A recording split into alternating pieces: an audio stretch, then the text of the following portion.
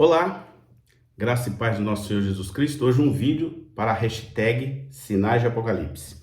Eu quero falar sobre uma pedra que está afixada lá no templo, no segundo templo de Jerusalém, que foi destruído. E essa pedra está lá. E nela está escrito um texto do profeta Isaías 66:14, tá? Eu vou deixar um pequeno vídeo aqui para que você veja a respeito disso. Eu vou fazer uma introdução antes de chegar nessa parte, dizendo o seguinte: o Templo de Jerusalém está num monte chamado Monte Moriá, que é o monte onde aconteceu o sacrifício de Isaac, quando Deus interviu, colocou um cordeiro no lugar e ele abençoou Abraão e deu a ele a palavra de que a sua descendência seria mais numerosa do que as estrelas do céu. Ponto. Isso está lá em Gênesis. Depois nós vamos ver o templo sendo construído, Ele foi pensado pelo rei Davi, mas foi construído pelo seu filho, o rei Salomão, que construiu mais ou menos por volta de 957 a.C., por aí, e guardou nele, a Arca da Aliança. Então foi o primeiro templo. Depois ele foi destruído por volta de 586 a.C. e saqueado pelos babilônios a mando do rei Nabucodonosor, que é citado na Bíblia, lá no livro dos reis, Nesse intervalo, ou nessa época, a Arca da Aliança desapareceu e até os dias atuais ninguém sabe onde ela está. Existem algumas vertentes, algumas questões, mas ninguém ainda prova onde está a Arca da Aliança. Depois, o segundo templo foi reconstruído e durou por volta de 500 anos. Em 516 a.C., quando os judeus voltaram do exílio.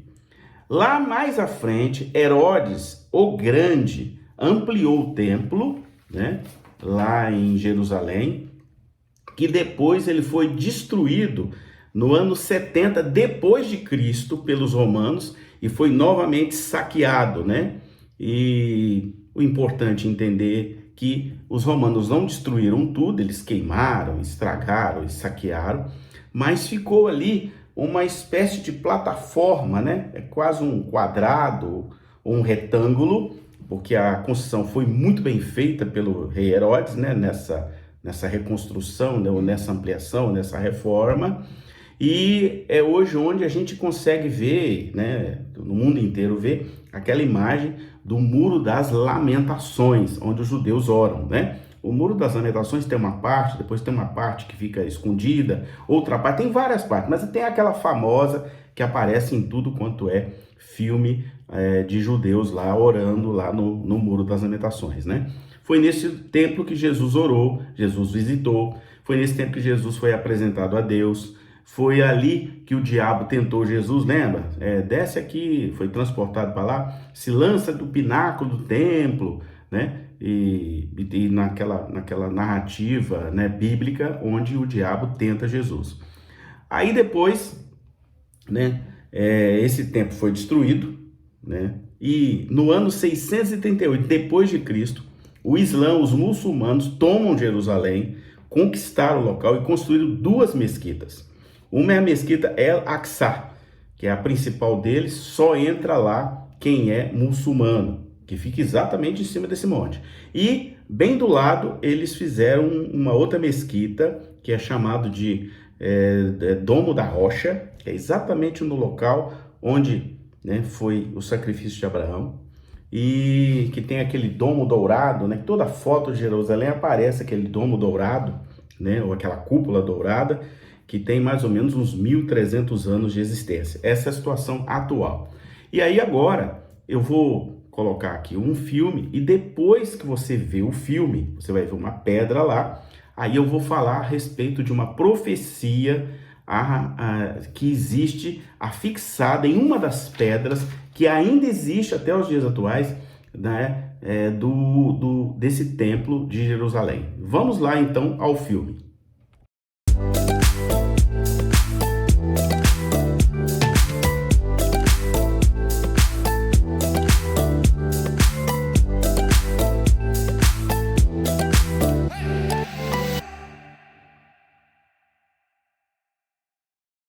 Muito bem, vocês viram o vídeo, eu botei uma foto também do templo, no tempo de Jesus, e agora eu vou falar sobre aquela pedra que apareceu ali. O que está escrito lá?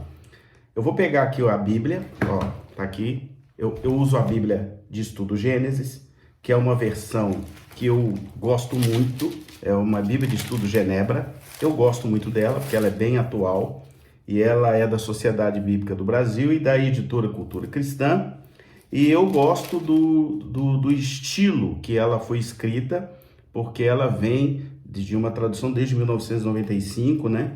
E é uma Bíblia que eu considero muito boa. E aí o texto que está naquela pedra, traduzido para o português, ali está em hebraico, está escrito assim, Isaías 66, 14. Vós o vereis e o vosso coração se regozijará. E os vossos ossos revigorarão como a erva tenra. Então o poder do Senhor será notório aos seus servos e ele se indignará contra os seus inimigos. Isso é o último versículo de todo o livro profético de Isaías. Isaías 66, vale a pena ler, que fala da restauração de Sião, da restauração de Jerusalém. E se a gente seguir nesse texto mais um pouquinho, ele vai dizer assim, no 15, porque eis que o Senhor virá em fogo, ó, olha o detalhe, e os seus carros em torvelinho, para tornar a sua ira em furor e a sua repreensão em chamas de fogo, tá? Porque com fogo e com a sua espada entrará o Senhor em juízo contra toda a carne, e serão muitos os mortos da parte do Senhor, os que se santificam e se purificam para entrarem nos jardins, tá? Após a deusa que está no meio, que come carne de porco, aí tá falando de abominação, coisas abomináveis e rato, ó, falando de abominação, serão consumidos, diz o Senhor. Aí, verso 18, olha que interessante. Porque conheço as suas obras e os seus pensamentos e venho para juntar todas as nações e línguas. Aqui ele está falando de judeus e gentios, né? Que os judeus às vezes esquecem disso, está aqui nesse texto, né? E elas virão e contemplarão a minha glória. Então Deus está falando, todo mundo verá a glória de Deus, né? Porém, entre elas um sinal, e alguns dos que foram salvos enviarei às nações, a Tarsis, Pul e Lude, que atiram com arco, e a Tubal e Javã, até as terras do mar mais remotas. Está falando aqui de evangelismo, que jamais ouviram falar de mim. Está falando de novo de evangelismo, que ele iria enviar evangelismo para todas as nações, nem viram a minha glória, e eles anunciarão entre as nações a minha glória. Ou seja, está falando daqueles que iriam pregar a palavra de Deus. Muito lindo esse texto aqui, né? E eles trarão todos os vossos irmãos dentre todas as nações, né? Aí os judeus trazem só para eles, achando que é só os judeus. Não, isso aqui é todo mundo, tá? Por oferta ao Senhor sobre cavalos, em liteiras e sobre mulas e dromedários, ao meu santo monte. Aí tá falando do monte de Jerusalém, o monte ali, aquele monte que é chamado de Santo Monte. E a Jerusalém, aí ele fala claramente de Jerusalém, diz o Senhor, como quando os filhos de Israel trazem suas ofertas de manjares, né? Em vasos puros à casa do Senhor. Aí ele está falando do templo. Também deles tomaria alguns para sacerdotes e para levitas, diz o Senhor, né? Porque como os novos céus e a nova terra que hei de fazer, então Deus está avisando aqui que ele vai fazer novos céus e nova terra, e que nesse lugar terá sacerdotes, né, e levitas. Olha só, tá tudo claro aqui. Só não entende quem não quer entender ou quem não tem o Espírito Santo. E ele continua, né?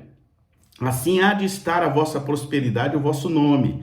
E será que em um dia da festa da lua nova e a outra de um sábado a outro, né, Shabá a Shabá, virá toda a carne a adorar perante mim, diz o Senhor. Então ele está avisando que vai chegar um tempo que os dele adorarão somente a ele, porque só restarão estes na terra, né? Nesse novo céu e nova terra, tá? Olha que interessante, né? Apocalipse isso aqui, né? E eles sairão e verão os cadáveres dos homens que prevaricaram contra mim. Então, todo aquele que é de Deus vai ver o inimigo destruído, vai ver as pessoas ímpias destruídas. Claríssimo isso aqui, porque o seu verme nunca morrerá. Então ele está dizendo, os ímpios nunca morrerão, eles verão, eles estarão vivos espiritualmente, né? Para ver, porque nem o seu fogo se apagará e eles serão um horror para toda a carne. Então quer dizer, imagine, ele está falando aqui daquele lago de fogo e enxofre, ele está dizendo de que eles não morrerão, tentarão morrer e não morrerão. Aí ele está falando do espírito das pessoas más que permanecerão para ver o espírito da glória, verão um novo céu e nova terra. Então, é um texto muito forte e que tá, parte dele, repito, né? Eu até assinalei aqui na minha Bíblia, marquei, ó, tá marcado, só aquele 14 é que tá escrito naquela pedra, sinalizando, né? É um sinal de Apocalipse e tá falando claramente do juízo final.